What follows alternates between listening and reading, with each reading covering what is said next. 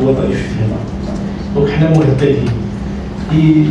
ما تنظنش انا كاين شي صحفي لا في المغرب ولا خارج المغرب فحاش بهذا، ما عندوش هذا الخوف او التخوف من انه واحد النهار غيجي واحد النهار ان الذكاء الاصطناعي التوليدي يمكن ياخذ وظائف.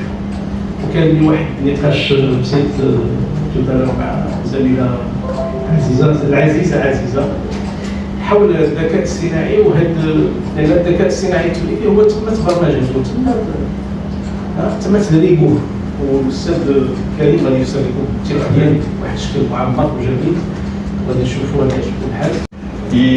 يعطي معناها يخدم دون مانيير سهله برشا. علاش؟ على خاطر يبونت ديريكتومون يمشي ديريكتومون للارتيكل و للسؤال اللي طرحه المستعمل. كان نرجعوا مع قبل التشات بوت كنا معناها نلوج يعطيني روابط نمشي للرابط ونقرا وحدي. هنا لا، تبدلت على خاطر التشات بوت يفهم السياق وكيسهل العمليه. من بعد يسهل زاد ما عادش ولينا نخدموا سور الغاز معناها نتاع كلمات مفاتيح، لكن نقولوا في السياق. انتوما اللي سباقين ليه، غادي يكون سميتكم، انتوما اللي غادي تحملوا الصبا ديالكم. هادشي اليوم تقوموا وان شاء الله غتبداو به اليوم غادي، وهادشي تقولي كله غادي تحطيه ان شاء الله. غادي نبداو بشويه بعد نروح شي حساب الامور.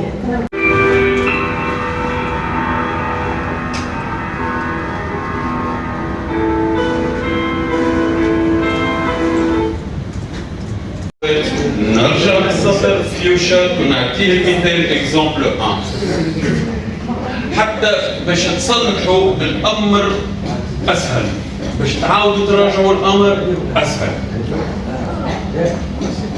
نظموا انتوما صحافه ديجا لاباز هي حاجه معناها قرينه ولات ما حاجه طبيعيه لك، طبقوها على الامر. راهو الامر تحرير، وكي هي المقاله لازم عندها نظام وعندها ستركتور ومنهج. الامر كذلك. Au nom de l'UNESCO, je pense que CFI, on est d'accord aussi sur ça. On a une grande ambition pour ce projet. On estime que c'est un projet pilote qui a touché que 40 journalistes pour le moment. On ambitionne pour 2000. On ambitionne pour 2025 d'élargir le nombre de participants et aussi le contenu portait beaucoup sur les fondamentaux de l'intelligence artificielle dans le métier de journaliste. Mais on espère aussi avoir vos retours sur les lacunes que vous avez, d'aller prendre un peu le temps d'évaluer des 2 jours de formation, d'utiliser un peu les outils qui ont été partagés avec vous et tout.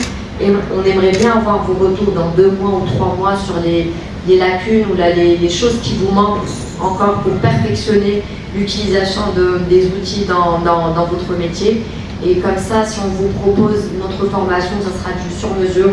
Donc vraiment pour aller direct, pour cibler les besoins des participants. Et donc on était ravis de ce partenariat. De toute façon, le syndicat, c'est un très bon partenaire pour le bureau de l'UNESCO Maghreb. On est ravis à chaque fois de pouvoir travailler à vos côtés et puis avec CFI aussi. Et je remercie tous les participants.